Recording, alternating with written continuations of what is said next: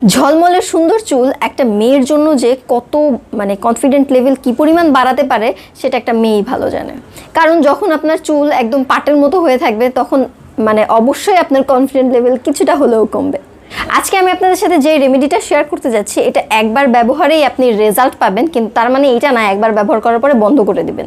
এটা আপনাকে কন্টিনিউ ব্যবহার করে যেতে হবে, উইকে একবার অথবা 2বার, যেটাই হোক। আমি আপনাদেরকে ভিডিওর সিরিয়াল অনুযায়ী বলে দিব। হ্যাঁ, আজকের আমার ভিডিও টপিক হচ্ছে আপনার এই ডাল যেই চুলটা আছে, যেই চুলে কোনো জান নাই প্রাণ নাই কিছু নাই, দেখতে পাটের আঁশের মতো লাগে, সেই চুলকে কিভাবে আপনি সুন্দর করে ফেলতে পারেন একটা রেমেডির মাধ্যমে।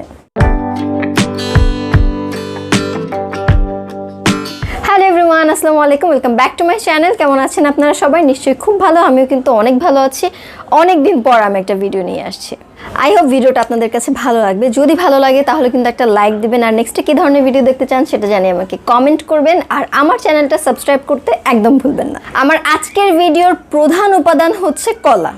কলা তো আমরা সবাই খাই স্বাস্থ্যের জন্য, একটু হেলদি থাকার জন্য কলাটা দেখা যায় আমাদের ডায়েটের মধ্যে থাকেই।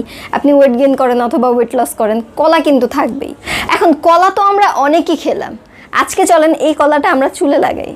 তবে এইখানে কথা আছে, আজকে আমরা যে কলাটা ব্যবহার করব সেটা অবশ্যই ওভার রাইপ হতে হবে, অতিরিক্ত পাকা। আমরা বাংলা ভাষায় যেটাকে বলি যে মজে যাওয়া কলা, যেটা আপনার বডিটা কলার যে খোসাটা থাকে সেটা কালো হয়ে যাবে, ভেতরটা একদমই নরম হয়ে যাবে, সেই রকম কলা। কলা যত বেশি পাকা হবে তত আপনার চুলের জন্য ভালো হবে। আবার এমন করেন না যে পাকাইতে গিয়ে তারপরে পচেই যায়। তো মেইন উপাদান যেহেতু কলা, তাই কলার প্রসেসিংটাই আগে করি। তো আমি কিছু কলা এনে বাসায় রেখে দিয়েছিলাম যেন এটা ওভার রাইপ হয়ে যায়, অতিরিক্ত পেকে যায়, মজে যায়। হ্যাঁ, সেই জন্য আমি রেখে দিয়েছিলাম। তো আমার যখন মনে হয়েছে যে হ্যাঁ ওকে, এখন আমি এই কলাটা ব্যবহার করব, আমি কলাকে এর চেয়ে বেশি আমার পাকানোর কোনো প্রয়োজন নাই, তখন আমি কলাটা ব্যবহার করছি। তবে যেহেতু আমার চুলের লেন্থ বেশ বড়, তাই আমি প্রায় না মনে হয় 6টা কলাই নিছি, এই মুহূর্তে আমার মনে পড়তেছে না। 6টা কলা নিয়ে খোসা ছাড়ালাম। খোসা ছাড়ানোর পরে এটাকে একটু হাতে কচলায় তারপরে ব্লেন্ডারে দিই। কারণ এটা খুব আস্ত যদি থাকে তাহলে দেখা যাবে যে কিছু অংশ হয়তো বা ব্লেন্ড হবে না। আমি চাবো যে আমার এই যে কলা যেটা আমি ব্লেন্ডারে ব্লেন্ড করব সেটা যেন একদম স্মুথ একটা টেক্সচার হয়। হ্যাঁ, কোনো যেন ওই আস্ত ভাব কলার মধ্যে না থাকে। ভালো একটা ব্লেন্ডারের মধ্যে কলাগুলোকে ট্রান্সফার করে নিব। আর এটার মধ্যে কোনো পানি অ্যাড করার প্রয়োজন নেই, কারণ এটা হচ্ছে একদম পাকা একটা কলা, একদম মজে যাওয়া একটা কলা, যার কারণে এটাতে পানির প্রয়োজন হবে না। আপনি যখন ব্লেন্ড করবেন তখন দেখবেন এই যে আমারটার মতো অনেকটা লিকুইডের মতোই হয়ে যাবে। তো এইটাকে আমি ছাকার কথা ভাবতেছিলাম, কিন্তু যেহেতু এটা অনেক বেশি লিকুইড, তো আমার মনে হচ্ছিল যে ছাকতে গেলে এটা থেকে শুধু পানিটা চলে আসবে, এই কারণে আমি ছাকলাম না। তবে ছেঁকে নেওয়াটাই বেটার, কারণ হচ্ছে কলার মধ্যে যে দানাগুলো থাকে এই দানাগুলো চুলে আটকে যেতে পারে, যদিও আমার চুলে ওইভাবে আটকায় নাই। কারোর যদি মনে হয় যে চুলে আটকে যেতে পারে, অথবা আমার থেকে বেশি লেন্থের চুল যাদের, তারা কলার যে বিচিটা থাকে সেই বিচিটা সরাই ফেলতে পারেন। হ্যাঁ, দানাটা সরাই ফেলতে পারেন, কারণ তাহলে আর ওই টেনশন থাকবে না যে কলার দানা আপনার চুলের মধ্যে আটকে যাবে। এছাড়া দানা তো না, কলারও তো নিজের কিছু এটাকে হাতে লাগে এমন কিছু আছে, যেটা এই যে ব্লেন্ড করে আনছি এটার মধ্যে অতিরিক্ত পানি থাকার কারণে সেই জিনিসটা হাতে লাগতেছে না, কিন্তু যখন আপনি চুলে অ্যাপ্লাই করবেন তখন সেটা আপনার চুলে আটকাতে পারে। যদিও এটা অনেক বড় ইস্যু না, আমার জন্য অনেক বড় ইস্যু ছিল না, আমার চুল থেকে ইজিলি সব পড়ে গেছে। যখন চুল শুকায় গেছে তখন আশ্রয়সি আর পড়ে গেছে। কলার মধ্যে আছে হাই পটাশিয়াম, যেটা আপনার চুলকে মাথার ত্বকের ব্লাড সার্কুলেশন বাড়াবে।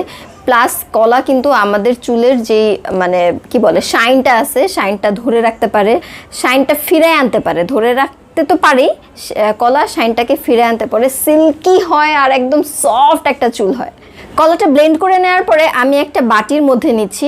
যেহেতু 6টা কলা, আমি একটা বিশাল সাইজের বাটি নিচ্ছি, কারণ আমার চুলে অনেক কিছু দিতে হবে। মাত্র তো কলা দিলাম, এখনও আরও অনেক উপাদানগুলো আছে। এবার আমি চলে যাচ্ছি টক দইতে। টক দই নিচ্ছি মিল্ক ভিটা অথবা আড়ংয়ের এই জারের যেই টক দইগুলো আছে, সেই টক দইগুলো নেওয়াই বেটার, কারণ বাজারের যেই খোলা টক দই আছে সেটা একটু বেশি লিকুইডই হয়, তো সেটা আমি ব্যবহার করতে পছন্দ করি না। আমি এরকম জারগুলোই নিয়ে আসি। আর টক দই আমি নিচ্ছি নিচ্ছি 6 চামচ, মানে 6 টেবিল চামচ নিচ্ছি, কারণ আমি 6টা কলা নিচ্ছি। তো আমার কাছে মনে হয় যে এর চাইতে কম যদি নিতাম তাহলে মানে প্রপার হবে না। আবার যাদের মাথায় একটু ছোট চুল আছে, আপনাদের চুল ছোট, সো চুল ছোট হলে কিন্তু কলাও কম লাগবে, টক দইও কম লাগবে। আপনারা সেভাবে রেশিও অনুযায়ী কলার পরিমাণ এবং টক দইয়ের পরিমাণ মেজার করে নেবেন। যখনই কোনো হেয়ার কন্ডিশনের মাস্ক বানাবেন তখন কিন্তু সেখানে টক দই খুবই ইম্পর্টেন্ট একটা জিনিস। সব মাস্কের মধ্যেই দেখবেন যে একটু না একটু টক দই চলে আসছে, কারণ এইটাও আমাদের চুলে ময়েশ্চার অ্যাড করে, প্লাস আমাদের স্কিনের মানে মাথার ত্বকের যেই প্রবলেমসগুলো থাকে, ড্যান্ড্রাফ অথবা ইচিনেস যেগুলো থাকে, সেই প্রবলেমগুলো কিন্তু টক দই সলভ করতে পারে। তার মানে আপনি এই জিনিস ব্যবহার করলে আপনার চুলে শাইন অ্যাড হবে, প্লাস আপনার মাথার ত্বকের প্রবলেমটা থাকবে না। তখন কিন্তু নর্মালি মানে হচ্ছে লজিক্যালি আপনি অনেক ভালো ফিল করবেন। এবার চলে যাব আমাদের 3 নাম্বার উপাদান, আর 3 নাম্বার উপাদান হচ্ছে মধু। মধু কি করে সেটা কিন্তু আমরা সবাই জানি। মধু হচ্ছে ন্যাচারাল ময়শ্চারাইজার, তার মানে আপনার চুলটা যে সফট হবে, শাইন হবে, কিন্তু যদি চুলে ময়শ্চার না থাকে তাহলে প্লাস্টিকের মতো লাগবে। মধু কি কাজ করবে? মধু আপনার চুলটাকে একদম সফট করে ফেলবে। এইটা বেশি ইম্পর্টেন্ট হচ্ছে যাদের চুল একদম ড্রাই তাদের জন্য। যাদের চুলটা অত ড্রাই না তাদের মধুটা স্কিপ করলেও হবে। আমি মধুটাই ব্যবহার করছি, কারণ হচ্ছে আমি অনেক দিন যাবত আমার চুলে কিছু দিচ্ছি না, আমার চুল পুরো ঝাড়ুর মতো হয়ে গেছে, আপনারা দেখতে পাচ্ছেন। সো এই কারণে হচ্ছে আমি মধুটা অ্যাড করছি। আমি চাচ্ছিলাম যে আমার চুলে যেন একটু ময়েশ্চার অ্যাড হয়। এবার চলে যাব আমার লাস্ট উপাদান, আর লাস্ট উপাদান হচ্ছে অলিভ অয়েল। অলিভ অয়েল কিন্তু ন্যাচারাল কন্ডিশনার হিসাবে আমি নিজেই অনেকবার আমার অনেক ভিডিওর মধ্যে বলে ফেলছি যে অলিভ অয়েল আপনার চুলকে ন্যাচারালি কন্ডিশন করবে। আমি নিজেই অলিভ অয়েল সবসময় ব্যবহার করতে খুব পছন্দ করি, মানে হেয়ার অয়েলিংয়ের ক্ষেত্রে আমি অলিভ অয়েলটাকেই বেশি সাপোর্ট করি। তাছাড়া আমি বিভিন্ন ধরনের তেল হচ্ছে হার্বাল তেল বানানোর ভিডিও করেছি অলরেডি, সেই ভিডিওসগুলো আমার পেজের চ্যানেলের মধ্যে আছে, আপনারা চ্যানেলটা ভিজিট করলে ভিডিওসগুলো পেয়ে যাবেন। তো আমি অলিভ অয়েল এত পছন্দ করি যে আমি সেই হার্বাল তেলগুলো বানানোর জন্য অলিভ অয়েলকে অনেক বেশি প্রেফার করি, কারণ এটা আমার চুলকে ন্যাচারালি একটা কন্ডিশন করে দিবে। এবার এই সবগুলো উপাদানকে খুব ভালোভাবে মিক্স করতে হবে, একদম ভালোভাবে মিক্স করতে হবে, যেন কোনো কিছুই আর কি মনে আলাদা করা না যায়। হ্যাঁ, আপনি দেখবেন যে সব মিক্স হয়ে গেছে, একটা জুসের মতো হয়ে গেছে, বাট এই জুসটা খাওয়া যাবে না, এই জুসটা আপনার চুলে দিতে হবে। মোটামুটি 1-2 মিনিট পর্যন্ত এরকম চামচ দিয়ে বিট করলে একদম মিক্স হয়ে যাবে। দেখবেন যে যেন ওই অলিভ অয়েলের তেলগুলো যেন ওইভাবে দেখা না যায় বা ভেসে না থাকে। হ্যাঁ, এমনভাবে মিক্স করবেন। মিক্স করা হয়ে যাওয়ার পরে এবার হচ্ছে সবচেয়ে টাফ কাজ, সেটা হচ্ছে আপনার চুলে অ্যাপ্লাই করা। আমি জানি না আপনাদের চুলে এই মাস্কগুলো ব্যবহার করতে কেমন লাগে, কিন্তু আমার প্রচুর প্রচুর কষ্ট হয়, মানে প্রচুর কষ্ট হয়। তবে যত কষ্টই হোক এই হেয়ার মাস্কটা আপনার একদম চুলের গোড়া থেকে একদম চুলের আগা পর্যন্ত অ্যাপ্লাই করতে হবে, মানে কোনো একটা সিঙ্গেল চুল যেন বাদ না যায়। একেবারেই অল্প অল্প করে চুল নিয়ে অ্যাপ্লাই করবেন, এতে একটু সময় লাগবে, কিন্তু আপনার পুরা চুলেই এই মাস্কটা অ্যাপ্লাই করা পসিবল। তবে আমি তাদের কষ্ট বুঝি যাদের আমার মতো বড় চুল আছে, কারণ এত বড় চুলে এই মাস্ক অ্যাপ্লাই করা মানে হচ্ছে আশেপাশে সব নষ্ট হয়ে যাওয়া, কিন্তু কিছু করার নাই ভাই, চুল সবার আগে। এই মাস্কটা অ্যাপ্লাই করা হয়ে গেলে 1 ঘন্টা মাথায় রাখবেন, তবে সেটা কোনোভাবেই ফ্যানের বাতাসের নিচে না। আমি প্রথমেই একটা পলি প্যাঁচায় নিছি, কিন্তু কিছুক্ষণ পরেই আমি দেখি কি যে পলিটা একদম লুজ হয়ে যাচ্ছে, আমি যে চুল যেভাবে করে রাখছি চুল নিচে নেমে যাচ্ছে। এই কারণে আমি পলিটা থাকাকালীন পলির উপর দিয়ে আরেকটা হেয়ার ক্যাপ, একটা টাওয়ালের একটা হেয়ার ক্যাপ আমি আমার চুলে একদম আটকে নিয়েছি, যেন 1 ঘন্টার মধ্যে আমার চুলে বাতাস না লাগে। বাতাস লাগলে কি হবে, এই মাস্কটা ড্রাই হয়ে যাবে এবং চুলের সাথে আটকে যেতে পারে। মাস্কটা ভেজা থাকলে আপনার চুলে ভালোভাবে পেনেট্রেট করবে, আর আপনার রিমুভ করতেও মানে বেশ ইজি হবে। 1 ঘন্টা চুলে রাখার পরে একটা মাইল্ড শ্যাম্পু দিয়ে চুলটা ওয়াশ করবেন, কারণ শ্যাম্পু আপনাকে করতেই হবে, অনেকগুলো তেল সেখানে আছে, তেলগুলো আপনার চুলে অ্যাপ্লাই হয়ে গেছে।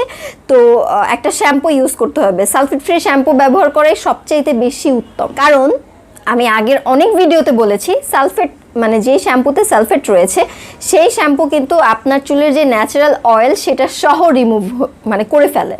আমার ইচ্ছা ছিল চুল ধোয়ার যতক্ষণের মধ্যে আমার চুলটা শুকায় তখনই আমার একটা ভিডিও শ্যুট করা, কিন্তু আমি খুবই ব্যস্ত ছিলাম। সো যেই দিন আমি চুলে এই হেয়ার মাস্কটা ব্যবহার করেছি তার 2 দিন পরে আমি যে আজকের ভিডিও করতে বসলাম, আর 2 দিন পর হলেও কিন্তু আমার চুলটা এখনও মানে আমি যখন চুলটা ওয়াশ করেছিলাম তখন যেমন লাগছিল, হ্যাঁ এখন তেমন লাগছে না, বাট অনেক বেশি ইমপ্রুভড। আমার কখনোই এমন হয় নাই যে আমি একবার চুল ওয়াশ করার পরে এই 2 দিন পর্যন্ত চুল এমন থাকবে, একদম শাইনি সিল্কি, মানে কি বলবো আর। আপনারা যদি আপনাদের চুলের এই শাইনি যেই ভাবটা আছে, এই সিল্কি যেই ভাবটা আছে, এটা লং টাইমের জন্য করতে চান অথবা হচ্ছে পার্মানেন্ট করতে চান, তাহলে এই হেয়ার মাস্কটা মিনিমাম সপ্তাহে একবার ব্যবহার করবেন। কারণ যেহেতু আমাদের হেয়ার কেয়ার রুটিনে আমাদের চুলে তেলও অ্যাপ্লাই করতে হবে, তাই আমার মনে হয় অন্তত একবারও যদি আপনারা এই মাস্কটা আপনাদের চুলে অ্যাপ্লাই করেন, তাহলে কিন্তু আপনাদের চুলের যে সিল্কিনেস, শাইনি এবং সফটনেস, এই জিনিসটা কখনোই যাবে না। অনেক দিন পর ভিডিও আপলোড হচ্ছে, আমি নিজেই অনেক বেশি এক্সাইটেড। আই হোপ আমি এখন থেকে রেগুলার আপনাদের জন্য এরকম ভিডিওস নিয়ে আসব। আর আমার প্রথম ভিডিওটাই আমার চুলের এই শাইনি ভাবের জন্য আমি নিজেই করছি আসলে, কারণ আমার অনেক দিন পর্যন্ত চুলটার ওইভাবে কেয়ার করা হচ্ছিল না, একদম ড্রাইনেস হয়ে গেছে, মানে ড্রাইনেস, ডালনেস, রাফনেস, পাটনেস সব হয়ে গেছে। সো এই কারণে আমার প্রথম ভিডিওটাই আমি একটা ডিপ কন্ডিশনিং হেয়ার মাস্ক নিয়ে আপনাদের সাথে এসেছিলাম। আই হোপ ভিডিওটা আপনাদের কাছে ভালো লাগবে। যদি ভালো লাগে তাহলে একটা লাইক, এবং নেক্সট ভিডিওতে কী ধরনের ভিডিও করব সেটা আমাকে কমেন্টে জানাবেন। নেক্সট ভিডিওতে আবার সবার সাথে দেখা হবে, ততক্ষণ পর্যন্ত সবাই ভালো থাকবেন। আল্লাহ হাফেজ। মিল্ক ভিটা অথবা আড়ংয়ের যে কোনো একটা মধু নিলেই বেটার, মানে এরকম যেটা ডিব্বার মধ্যে থাকে মধু, কি বলতেছি।